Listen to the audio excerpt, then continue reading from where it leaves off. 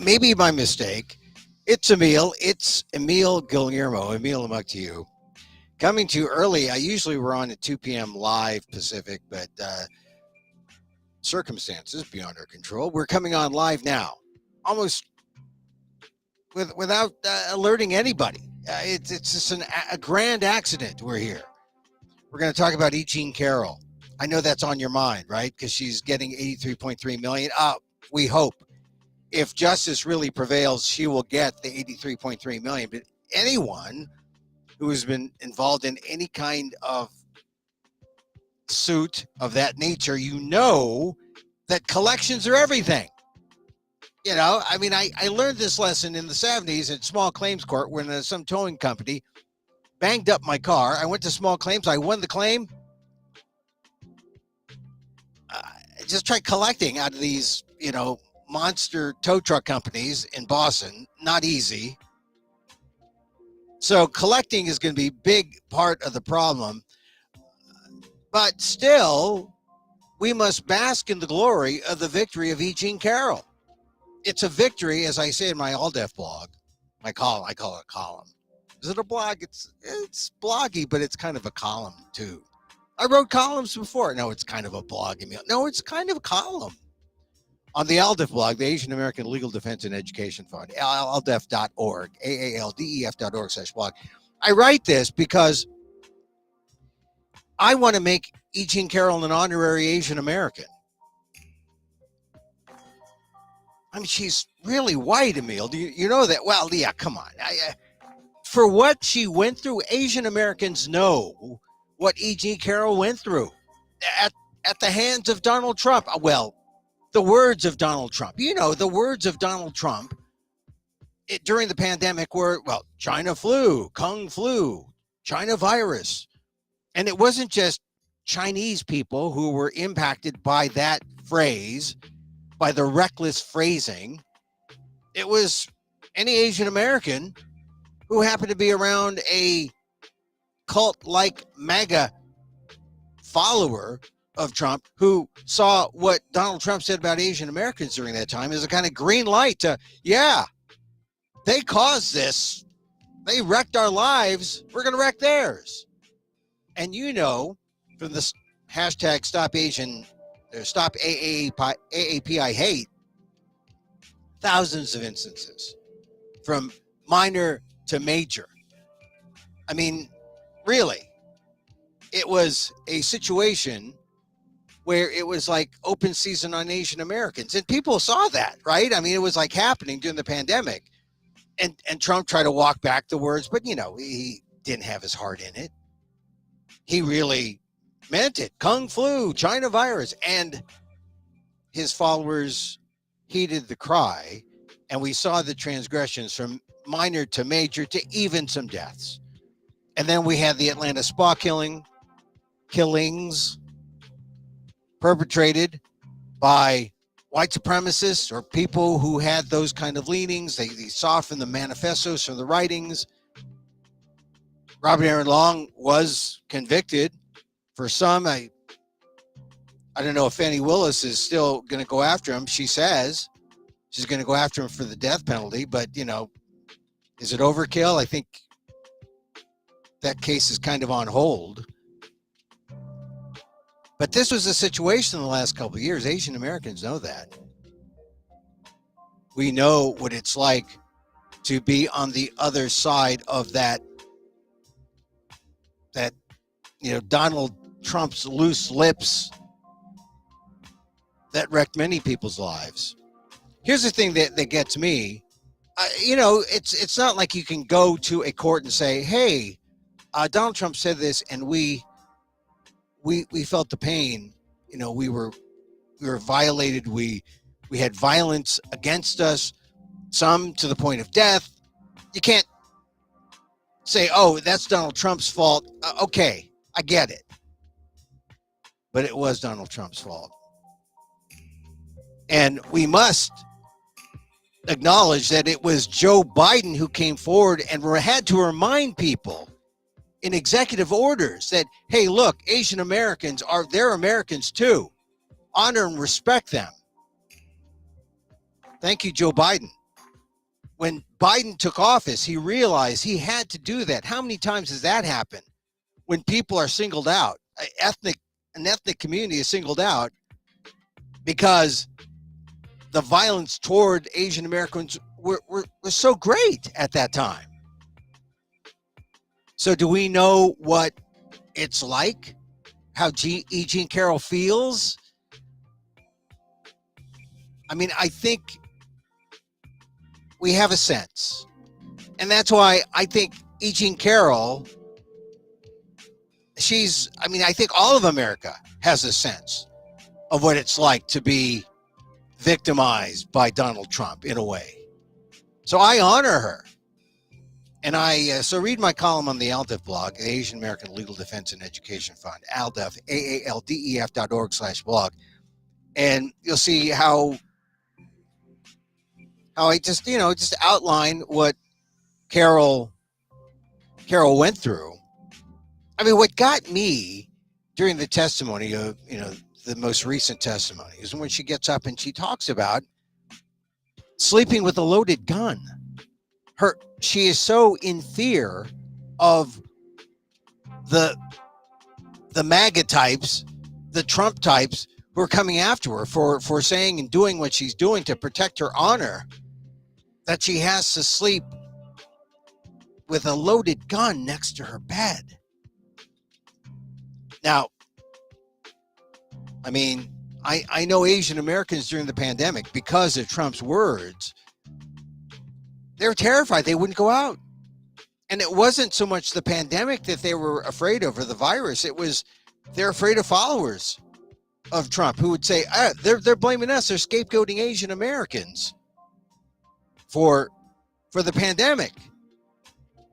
And they're coming at people I know were jumped. And now you can say, come on, Emil, that's just ordinary urban life. Well, maybe that's why, you can't connect it exactly to Trump, but I just know when Donald Trump used that reckless phraseology, Kung flu, China virus, and everyone started repeating this is why we're living in the way we are. Well, that directed everyone's ire, everyone's xenophobic hate toward Asian Americans, and the numbers are there. We see the rise. The Stop AAPI hate folks, they like I said, it's from minor to major, the transgressions, from people using slurs, people spitting on Asians, to outright violence, people getting knifed, people getting shot. And a lot of them were older people, women. I mean, it's curtailed somewhat, and now you can say, okay, we're in a kind of normal now. This, the normal amount of Asians who will get jumped or accosted in an urban setting. Well, that's normal now, but in the pandemic, it was to new heights. Check out the Stop AAPI hate folks for the stats there. So my feeling about E.Jean Carroll is really that,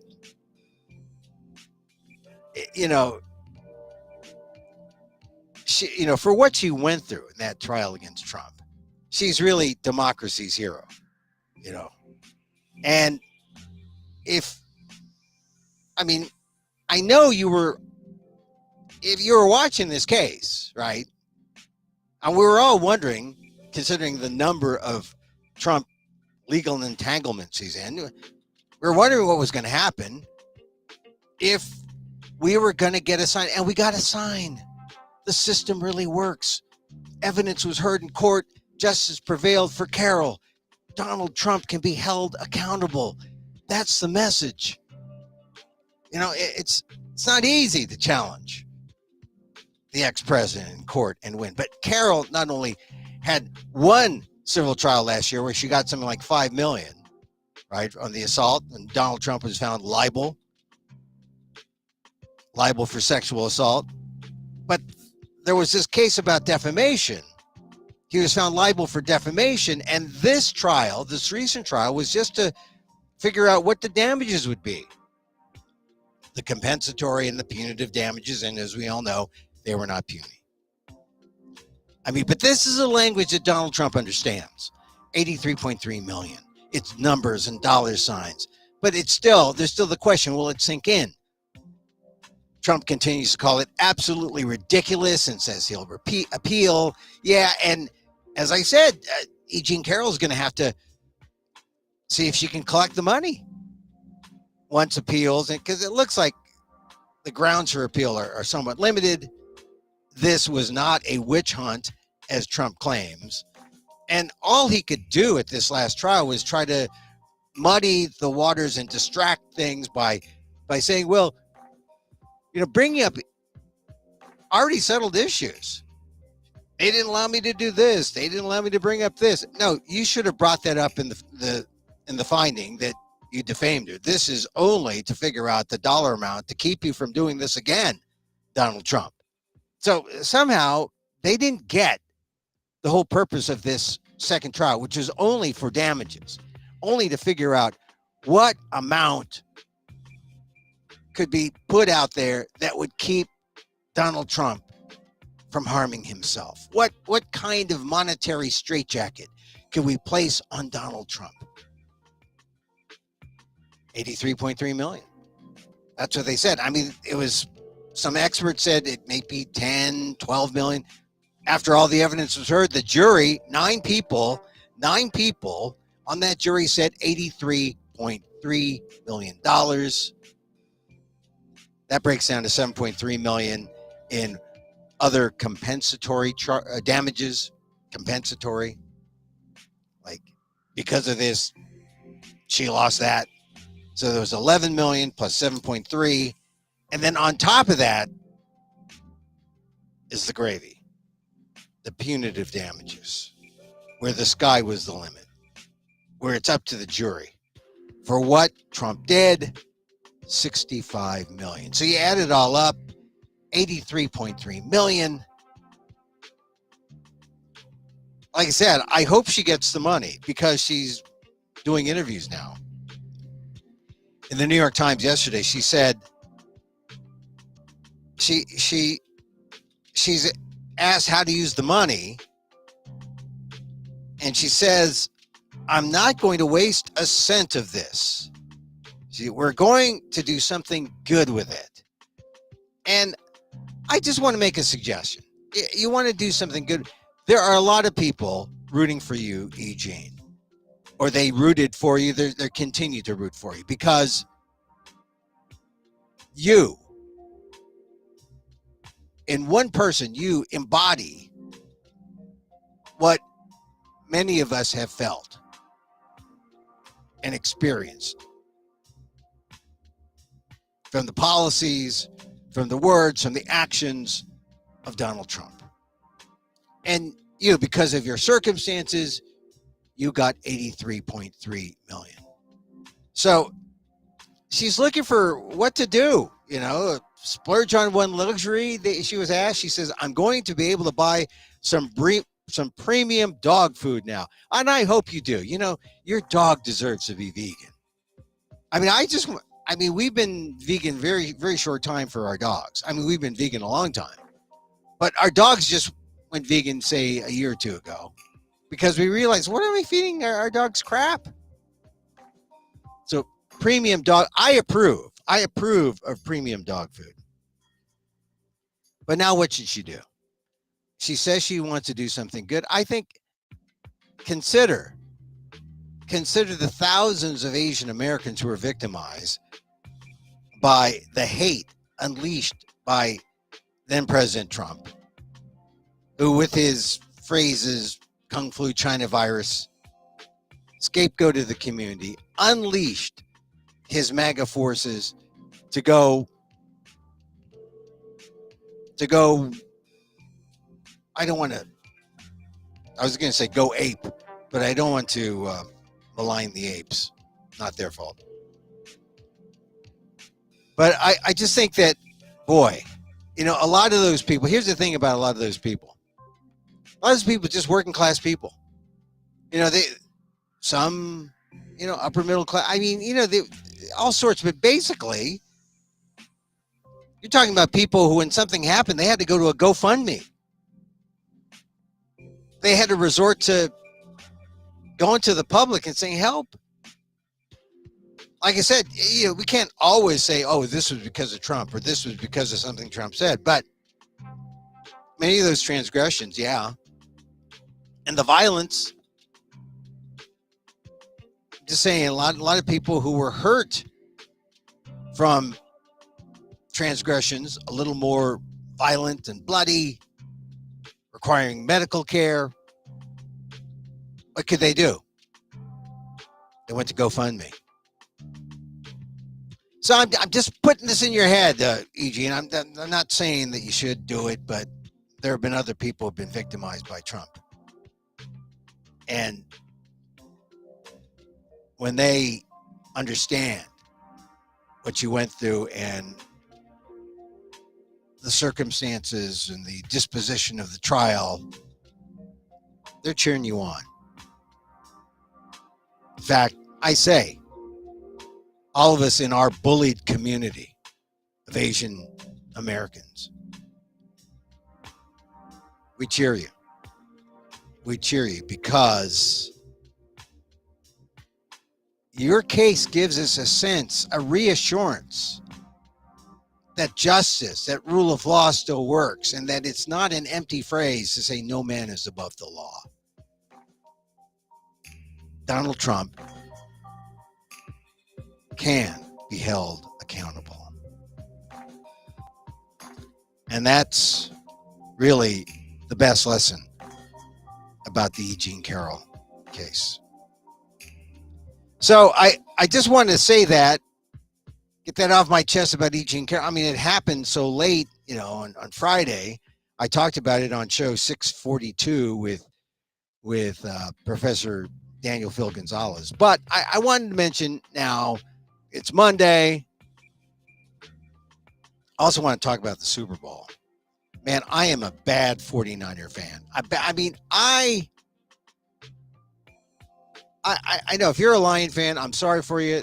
The Lions should have won. They dominated the 49ers, and I was with you. I was giving up on the 49ers, just like the 49ers gave up on themselves in the first half of that game, the NFC Championship. I grew up in San Francisco. They used to allow kids like me into the games. I used to go to the games with my buddies. If you bought a carton of milk, there was a little coupon that allowed you to go to games. And you'd sit out in the bleachers, but you got to go to a real NFL game. And the games that they allowed us to see, they weren't the good games. They wouldn't let you see the Rams or any of the champions at the time, because the 49ers weren't great. They had John Brody. He was okay. Guy went to Stanford, so he's just okay. But they let you go see the Lions. I must have seen the Lions about three, 4 times. Well, they didn't play 3 or 4 times a year, but at least twice a year. So I must have seen about 3 or 4 games over the course of a couple of years. I'm this 12-year-old kid, got my milk carton. Of course, it's lousy milk because, I was sort of pre-vegan. I said, all right, I'm going to dump the milk. You get the milk, you dump it.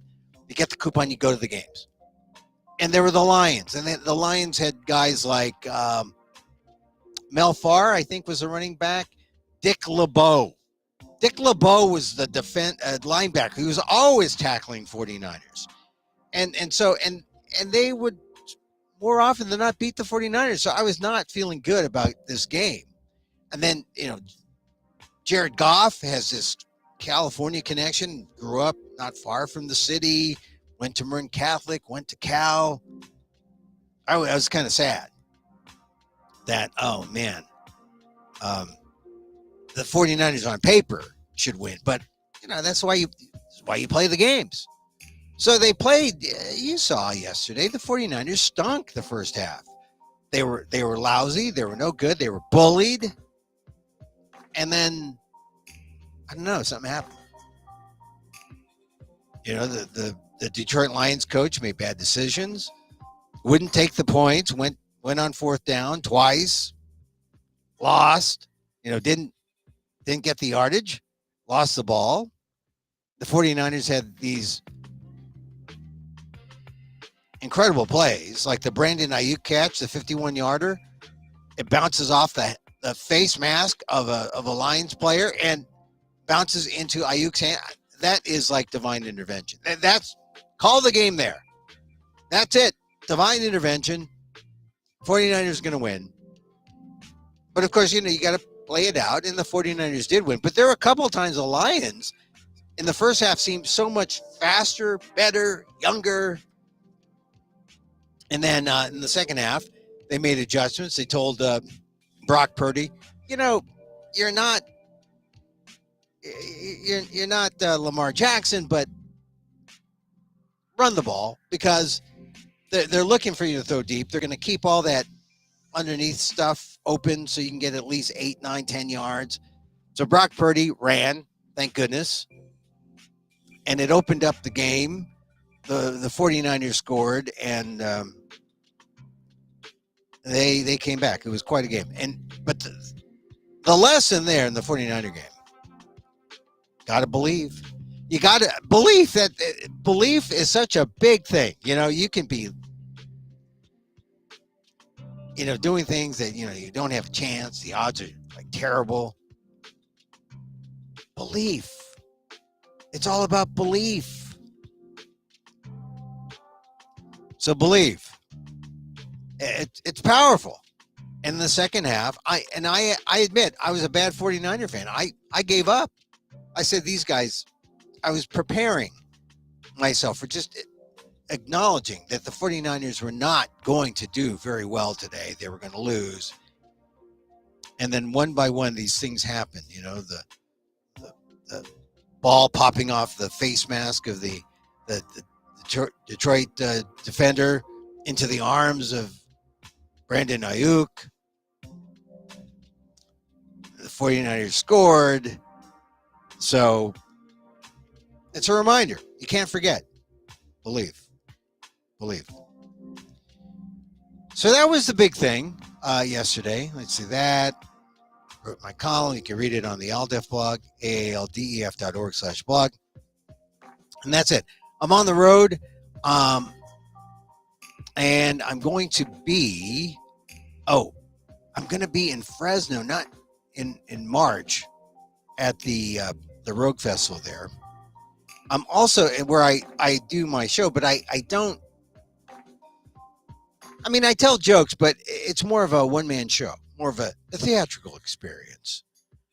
I'm going to be at the Rogue Festival in Fresno,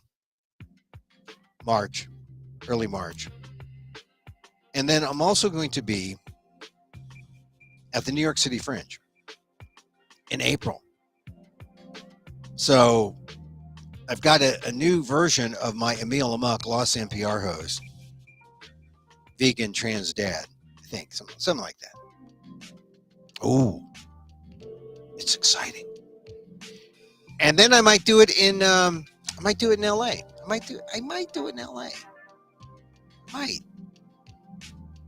Might. Anyway, so that's what I'm doing. Catch my columns and catch his show. This is show 643, right? 643. And 642 is good with Daniel Phil Gonzalez, Professor Daniel Phil. And that's it. I said I was just going to do 30 minutes today and then get out. Oh, I missed Sketchfest. I know that there was some great Sketchfest acts. I usually go to Sketchfest, San Francisco Sketchfest every year, just to see Maria Bamford, because Maria Bamford, crazy. My feeling for her, but I missed her at the Palace of Fine Arts. That's a good venue for her too. That's a good one. She was there with Jackie Cation. I missed it, but I hope they did well. I think they did well. I'm sure Jackie Cation will talk about it on her Jackie and Laurie show. So anyway, but that was this weekend. It was a good, fun weekend. The 49ers. Oh, we won't talk about the Warriors. Not going to talk about the Warriors. Anyway, if you missed my thing about E.Jean Carroll, go back. This is on YouTube at Emil Amok 1, at Emil Amok 1 on YouTube.com. Also, it's on Facebook, fb.com/Emil Guillermo.media. It's also on, where else? On Twitter or X at Emil Amok. Catch it. Hey, I'll be back again tomorrow or the next day. We like to leave with a little meditation because it helps. Meditation is helpful. And so, as I wish for me, loving kindness, right? As I wish for me, I wish for you. May you be safe. May you be happy. May you be healthy. And may you live with ease. Emil Guillermo here. Till next time. Mahal